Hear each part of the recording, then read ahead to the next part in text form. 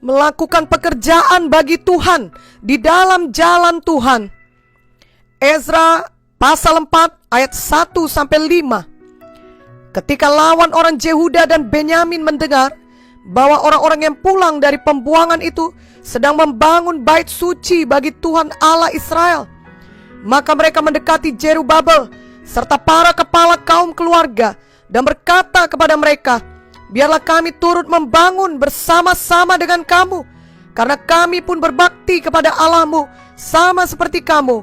Lagi pula kami selalu mempersembahkan korban kepadanya sejak zaman Esarhadon, Raja Asyur, yang memindahkan kami kemari." Tetapi Zerubabel, Yesua, dan para kepala kaum keluarga orang Israel yang lain berkata kepada mereka, "Bukanlah urusan kita bersama, sehingga kamu dan kami membangun rumah bagi Allah kami, karena kami sendirilah yang hendak membangun bagi Tuhan Allah Israel, seperti yang diperintahkan kepada kami oleh Kores, raja negeri Persia." Maka penduduk negeri itu melemahkan semangat orang-orang Yehuda dan membuat mereka takut membangun. Bahkan selama zaman Kores, raja negeri Persia, sampai zaman pemerintahan Darius, raja negeri Persia, mereka menyogok para penasehat untuk melawan orang-orang Yehuda itu dan menggagalkan rancangan mereka. Dari Ezra 4 ayat 1-5 di atas, kita melihat bahwa orang Israel sedang membangun bait suci. Namun mereka menghadapi banyak tantangan dari pihak orang yang tidak menginginkan mereka berhasil membangun bait suci tersebut. Semangat mereka pun menjadi lemah. Tuhan berfirman kepada Zerubabel, pemimpin mereka, bagaimana mereka melanjutkan pembangunan bait suci itu dalam Zakaria 4 ayat 6.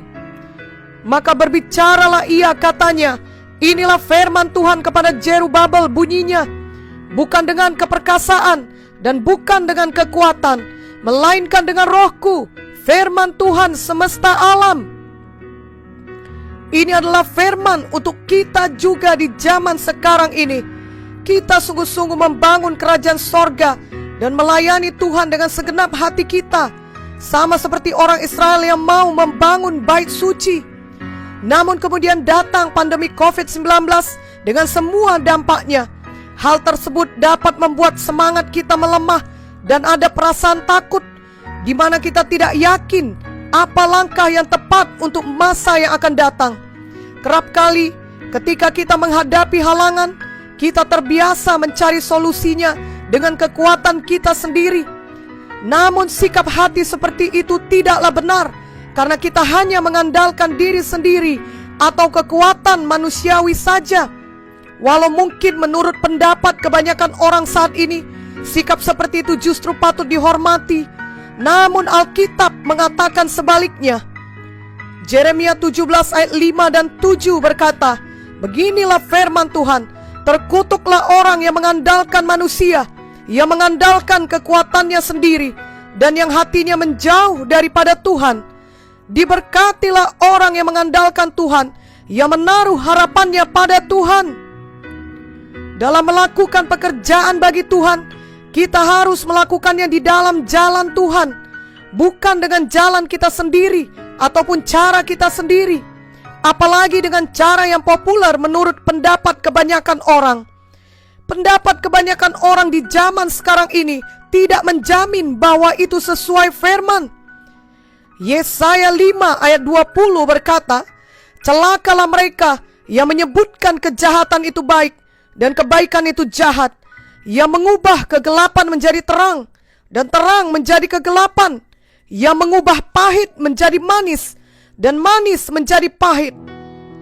Banyak berita sekarang dipenuhi dengan hal-hal yang immoral dan kelihatannya hal itu biasa-biasa saja.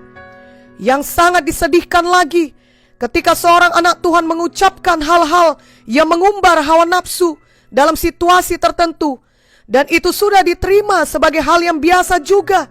Bahkan anak Tuhan lainnya ikut tertawa mendengarnya. Hal-hal yang jahat dianggap biasa atau baik saja. Sejak dari Taman Eden hal ini sudah terjadi, dan tentunya masih terjadi sampai sekarang.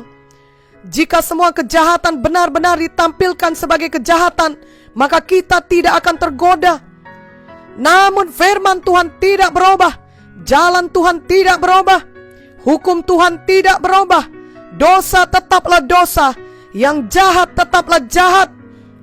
Marilah kita mengerjakan pekerjaan Tuhan di dalam jalan Tuhan, bukan dengan cara kita sendiri, apalagi berdasar pendapat orang banyak. Pendapat kebanyakan orang di zaman sekarang ini adalah bila kita berhasil mencapai tujuan yang diharapkan, cara apapun dihalalkan. Jalan pintas boleh diambil, walau itu bertentangan dengan hati nurani. Itulah jalan manusia. Yang jahat disebut baik, yang baik disebut jahat. Karena yang baik itu tidak populer, karena yang baik itu dianggap mengekang kebebasan, karena yang baik itu dianggap sudah ketinggalan zaman, karena yang baik itu dianggap menghalangi kemajuan. Banyak orang akan membuat alasan, bukankah ini sudah saatnya bagi hal yang baru, yang modern, yang maju? Sebagai anak-anak Tuhan, marilah kita dipimpin Roh Kudus, sehingga tidak terjebak dalam tipu daya setan tersebut, yang kelihatannya wajar, normal dan baik, namun bertentangan dengan hukum Tuhan. Semua manusia yang dilahirkan dalam dosa penuh dengan siaku dan kepentingan diri sendiri. Itu sebabnya jalan manusia seringkali menyebut yang jahat itu baik, jika itu menguntungkan dirinya.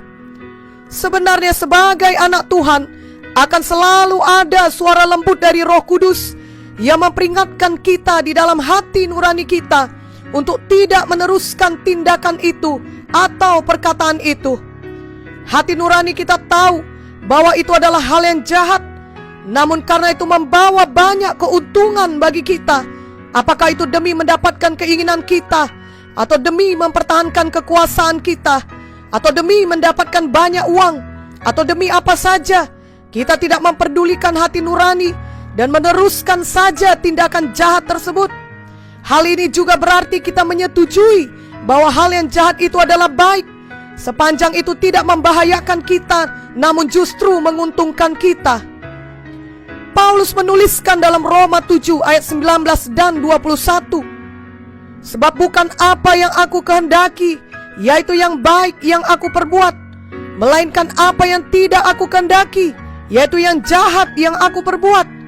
Demikianlah aku dapati hukum ini, jika aku menghendaki berbuat apa yang baik, yang jahat itu ada padaku. Manusia dilahirkan dalam dosa, dan dosa hendak mengontrol hidup manusia.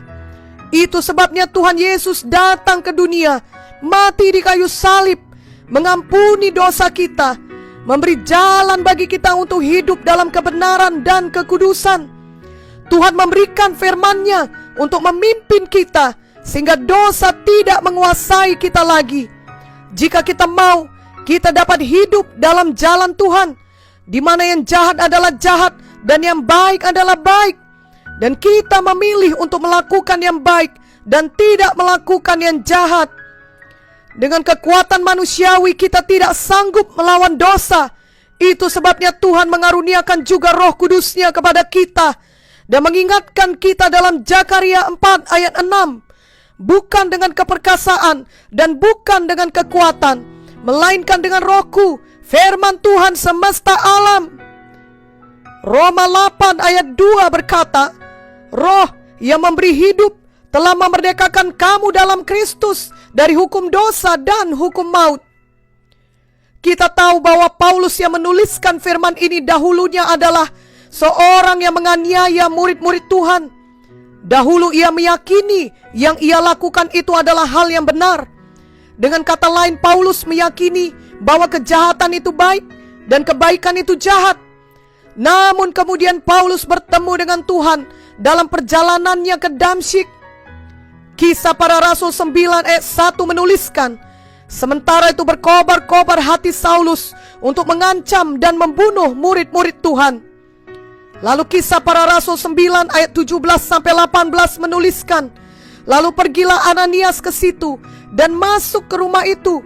Ia menumpangkan tangannya ke atas Saulus, katanya, Saulus saudaraku, Tuhan Yesus yang telah menampakkan diri kepadamu di jalan yang kau lalui telah menyuruh aku kepadamu, supaya engkau dapat melihat lagi dan penuh dengan Roh Kudus.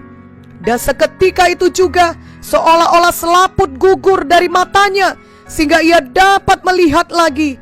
ia bangun lalu dibaptis. Kemudian Kisah Para Rasul 9 ayat 20 menuliskan, ketika itu juga ia memberitakan Yesus di rumah-rumah ibadat dan mengatakan bahwa Yesus adalah Anak Allah. Betapa dahsyat perubahan Saulus yang kemudian kita kenal dengan nama Paulus, yang tadinya ia berkobar-kobar atau bersemangat untuk membunuh murid-murid Tuhan. Kemudian ia justru berkobar-kobar untuk memberitakan Tuhan Yesus. Dalam ayat 18 dituliskan bahwa seolah-olah selaput gugur dari matanya sehingga ia dapat melihat lagi. Cara pandangnya berubah, hatinya berubah, ia bertobat dan jalan hidupnya berubah sepenuhnya. Paulus kini melihat kejahatan sebagai kejahatan dan kebaikan sebagai kebaikan. Dan Paulus membuat pilihan untuk terus di dalam jalan Tuhan, jalan kebaikan. Walau untuk itu Paulus harus mengalami banyak penderitaan. Sejak Paulus mendengar suara Tuhan di dalam jalan ke Damsyik, ia tidak pernah lagi kembali pada cara pandangnya yang lama yang menyebutkan kejahatan itu baik. Saat ini pun ada suara Roh Kudus di hati kita masing-masing. Sebagaimana Roh Kudus mengubahkan hidup Paulus, Roh Kudus juga berkuasa mengubahkan hidup kita jika kita mau, jika kita mengizinkannya. Marilah kita merendahkan hati kita dan bertobat atas semua kejahatan yang kita sebut baik dan kebaikan yang kita sebut jahat. Marilah kita bertobat bila selama ini kita sering bersandar pada kekuatan manusiawi saja. Marilah kita bertobat jika kita selalu mengikuti pendapat orang banyak dan bukan sungguh-sungguh mencari kebenaran. Marilah kita selalu memohon Roh Kudus memimpin kita dan hati kita tetap mau bertobat tiap-tiap hari. Kita mengingat ayat firman Tuhan dari Lukas 18 ayat 13 sampai 14. Tetapi pemungut cukai itu berdiri jauh-jauh, bahkan ia tidak berani menengadah ke langit, melainkan ia memukul diri dan berkata, "Ya Allah, kasihanilah aku orang berdosa ini." Aku berkata kepadamu, orang ini pulang ke rumahnya sebagai orang yang dibenarkan Allah, dan orang lain itu tidak. Sebab barang siapa meninggikan diri, ia akan direndahkan, dan barang siapa merendahkan diri, ia akan ditinggikan. Janganlah kita membenarkan diri, membuat alasan, tetapi biarlah kita mau merendahkan diri dan bertobat sungguh-sungguh. Biarlah dalam mengerjakan pelayanan kita kepada Tuhan, bahkan dalam kehidupan kita sehari-hari, kita tidak mau lagi memakai jalan pendapat manusia dan jalan yang populer namun bertentangan dengan firman, jalan yang menyebutkan kejahatan itu baik. Marilah kita memilih untuk selalu di dalam jalan Tuhan, yang berarti kita selalu hidup sesuai firman dan selalu bergantung kepada pimpinan Roh Kudus. Seperti yang tertulis dalam Zakaria 4 ayat 6, bukan dengan keperkasaan dan bukan dengan kekuatan, melainkan dengan Roh Tuhan. Kita menyadari bukan kita yang memegang kendali atas hidup kita, melainkan Tuhanlah yang memegang penuh kendali atas hidup kita. Kita tidak mau lagi mengambil jalan pintas. Kita memohon hikmat-Nya setiap hari. Kehidupan kita tidak akan lepas dari halangan dan masalah, namun kita dapat menghadapi itu semua dan mengalami kemenangan demi kemenangan. Suatu hidup yang tidak didasari kebenaran firman Tuhan dan tidak dipimpin oleh Roh Kudus akan dipenuhi dengan kekhawatiran dan ketidakpuasan.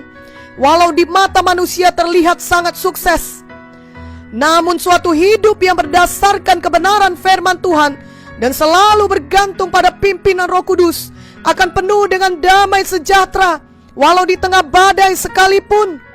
Karena ada Roh Kudus di dalam kita dan karena kita memilih hidup menurut Roh, maka di tengah badai sekalipun ada buah Roh seperti yang tertulis dalam Galatia 5 ayat 22 sampai 23. Tetapi buah Roh ialah kasih, sukacita, damai sejahtera, kesabaran, kemurahan, kebaikan, kesetiaan, kelemah lembutan, penguasaan diri.